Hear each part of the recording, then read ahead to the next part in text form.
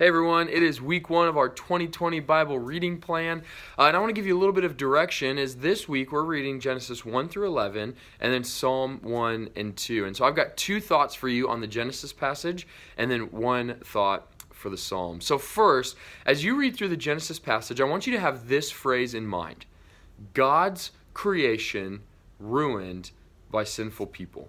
God's creation ruined by sinful people. Most scholars think that Genesis is really split into 2 parts. You have the first section, which is 1 through 11, and then the second section, which is 12 through 50. And the real emphasis of Genesis 1 through 11 is that God has created this perfect world, good, right, moral. It's for our flourishing, but it has been ruined by sinful people like you and I, and like all people. And so as you're looking at this story, what you're getting to get a glimpse into is the great problem of all of mankind.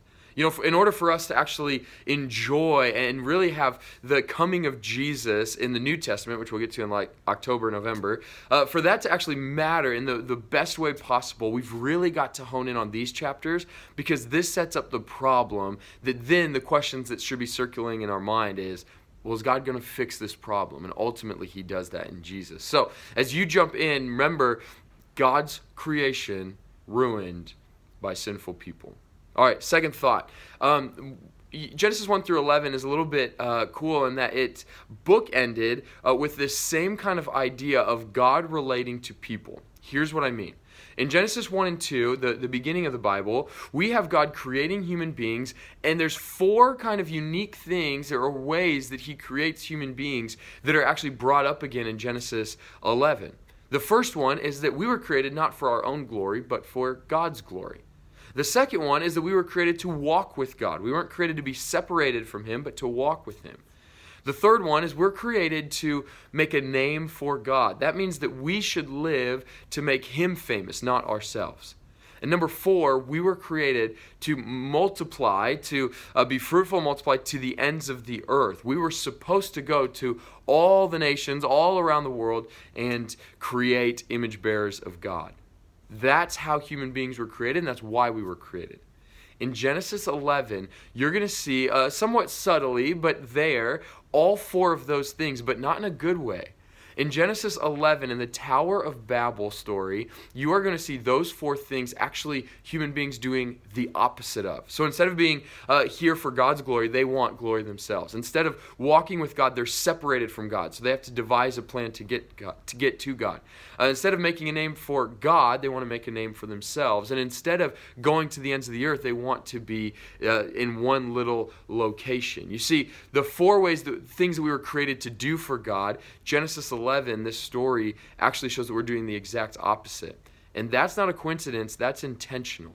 Because what the author of Genesis is doing is bookending this section of Scripture by saying, this is God's creation, and human beings are living in the exact opposite way. And it's beginning to get you to ask the question, will God intervene?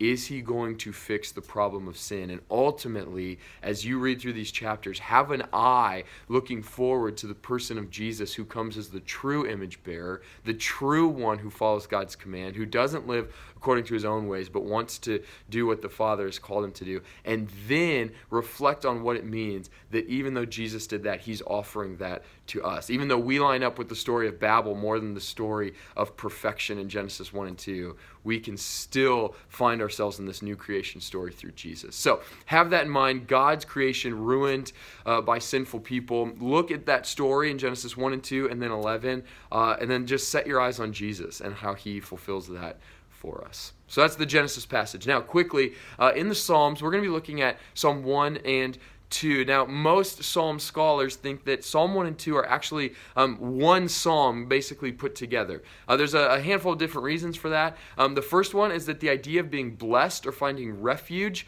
is in chapter 1, or Psalm 1, verse 1, and Psalm 2, verse 12, the very end. So again, it's kind of a bookend. And so what most people think is that Psalm 1 and 2 really go together. And so what we're doing is we're going to read through Psalm 1 and 2 the first day. And then the second Thursday and Friday, we're going to be looking at Psalm 1 and then Psalm 2. And I want you just to reflect on these, because most people who've studied the Psalms have said these really are not only an introduction to the Psalms, but some writers have said these are like the gateway into the Psalms. In order to love and cherish the Psalms and what they can do for our souls and our hearts, we've really got to walk through Psalm 1 and 2 well. And so I would encourage you, take time this week. Meditate on, pray over, journal about Psalm 1 and 2. These are pivotal Psalms so that we can understand the rest of the Psalms. And so, anyway, I hope that is fruitful for you throughout these whole readings. I want you to be equipped with some questions and some thoughts as you're going into it.